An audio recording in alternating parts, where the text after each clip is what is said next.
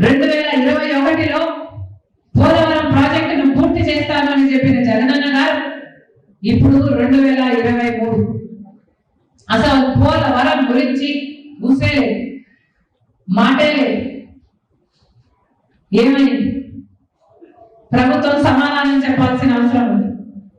ఈరోజు ఇదే జగనన్న గారు నిన్న అదే పనిగా ప్రభుత్వ డబ్బు ఖర్చు పెట్టారని ఒక ఆరోపణ. అదే సదస్సులో జగనన్న గారు చెప్పిన మాట, కాంగ్రెస్ పార్టీ ఆంధ్రప్రదేశ్ను చీల్చింది, నా కుటుంబాన్ని కూడా చీల్చింది అన్నారు.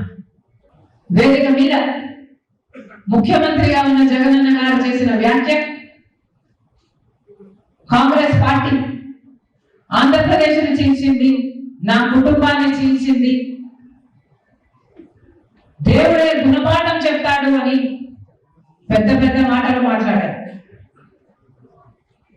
నిజానికి ఆంధ్రప్రదేశ్ రాష్ట్రం ఇలా అభివృద్ధి లేకుండా ఇంత దయనీయ స్థితిలో ఉంది అంటే దానికి కారణం ముందు 5 సంవత్సరాలు ముఖ్యమంత్రిగా ఉన్న చంద్రబాబు గారు, ఇప్పుడు 5 సంవత్సరాలు ముఖ్యమంత్రిగా ఉన్న జగనన్న గారు.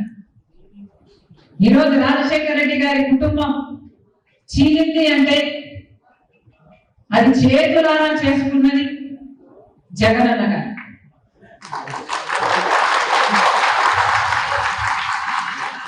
దీనికి సాక్ష్యం దేవుడు, దీనికి సాక్ష్యం నా తల్లి విజయమ్మ, రాజశేఖర రెడ్డి గారి భార్య, దీనికి సాక్ష్యం నా యావత్ కుటుంబం. జగన్మోహన్ రెడ్డి గారి పార్టీ ఇబ్బందుల్లో ఉంటే 18 మంది ఎమ్మెల్యేలు ఆ రోజు రాజీనామాలు చేసి జగనన్న వైపు నిలబడితే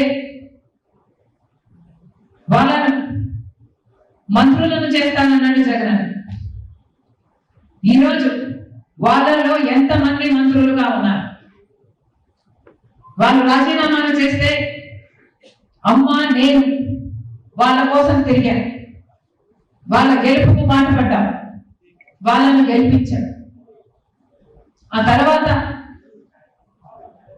వైసీపీ పార్టీ ఇబ్బందుల్లో ఉంది అని నన్ను పాదయాత్ర చేయమంటే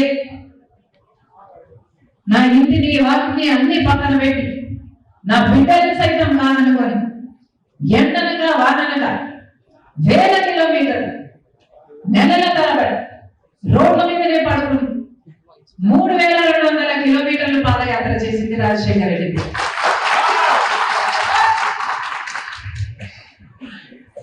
ఆ తర్వాత సమైక్య ఆంధ్ర కోసం యాత్ర చేయమని అడిగితే మన ప్రజల బాధ కోసం కదా అని ఆ యాత్ర కూడా చేశారు. తెలంగాణలో ఓదార్పు యాత్ర, రాజశేఖర రెడ్డి గారు చనిపోయిన కుటుంబాలను పరామర్శించడం, అది కూడా చేశారు. ఎప్పుడు అవసరం వస్తే అప్పుడు వారికి అండగా నిలబడ్డారు. ఏది కావాలని అడిగితే మాట మాట్లాడకుండా, ఎందుకు అని అడగకుండా, స్వలాభం చూసుకోకుండా, నాకేమిటి అని ఆలోచించకుండా నిస్వార్థంగా మీకోసమని ఏది అడిగితే అది చేశారు. ఆఖరికి మొన్న ఎన్నికలు బాయ్ బాయ్ బాబు అనే క్యాంపెయిన్, అసలు ఇది దేశంలోనే మోస్ట్ సక్సెస్ఫుల్ క్యాంపెయిన్ ఆ ఎలక్షన్. మీ గెలుపు కోసం ఊరూరు తిరిగి క్యాంపెయిన్ చేసి గెలిపించారు. జగన్మోహన్ రెడ్డి గారు ముఖ్యమంత్రి అయ్యారు. ముఖ్యమంత్రి అయిన రోజు నుంచి జగన్మోహన్ రెడ్డి గారు వేరే మనిషే మారిపోయాడు. అయినా సరే నాకు వ్యక్తిగతంగా అన్యాయం చేసినా కూడా పర్వాలేదు, తాను మంచి ముఖ్యమంత్రి అయితే చాలు, రాజశేఖర రెడ్డి గారి పేరు నిలబెడితే చాలు, రాజశేఖర రెడ్డి గారి ఆశయాలను నిలబెడితే చాలు, ఆయన జోలికి వెళ్ళకూడదు అని, ఆయన నిజంగానే ప్రజలకు మేలు చేస్తాడు అని ఆశించారు. కానీ ఇప్పటికీ దాదాపు 5 సంవత్సరాలు చూశారు. ఈ 5 సంవత్సరాలలో జగన్మోహన్ రెడ్డి గారు ఆయన పార్టీ గెలిచిన ఎమ్మెల్యే గెలిచిన ఎంపీ మొత్తం